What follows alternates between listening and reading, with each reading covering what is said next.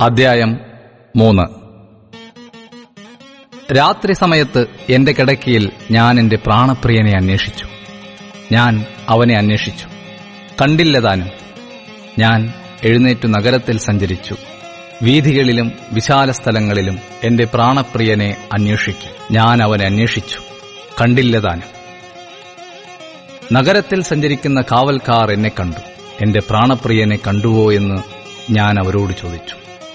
അവരെ വിട്ടു കുറേ അങ്ങോട്ട് ചെന്നപ്പോൾ ഞാൻ എന്റെ പ്രാണപ്രിയനെ കണ്ടു. ഞാൻ അവനെ പിടിച്ചു എന്റെ അമ്മയുടെ വീട്ടിലേക്കും എന്നെ പ്രസവിച്ചവളുടെ അറയിലേക്കും കൊണ്ടുവരുന്നതുവരെ അവനെ വിട്ടില്ല. യെരൂശലേം പുത്രിമാരെ, ചെറുമാനുകളാണ്, പേടമാനുകളാണ്. പ്രേമത്തിന് ഇഷ്ടമാകുവോളം അതിനെ ഇളക്കരുത്, ഉണർത്തുകയും അരുത്.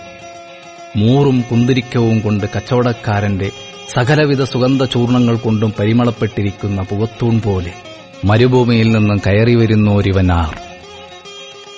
ശലോമോന്റെ പല്ലക്കു തന്നെ ഇസ്രായേൽ വീരന്മാരിൽ 60 വീരന്മാർ അതിനു ചുറ്റുമുണ്ട്. അവരെല്ലാവരും വാളെടുത്ത യുദ്ധസമർത്ഥന്മാർ. രാത്രിയിലെ ഭയം നിമിത്തം ഓരോരുത്തൻ അരയ്ക്ക് വാൾ കെട്ടിയിരിക്കുന്നു.